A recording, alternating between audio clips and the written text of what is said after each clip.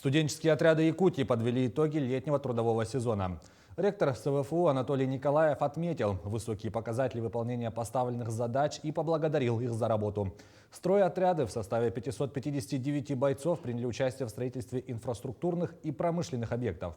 Для проведения работ по ликвидации последствий весеннего половодья было привлечено 40 бойцов в Намском и 10 бойцов в Алекнинском районах.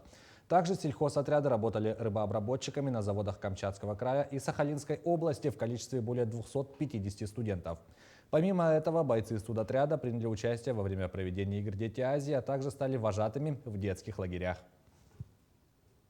Вот за летний период, получается, мы выходили в Намский улус, впоследствии ликвидации паводка, впоследствии паводка.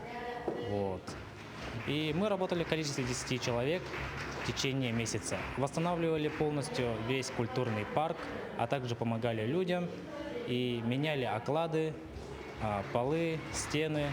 Все это дело красилось, менялось, и вот так вот мы проработали где-то месяц.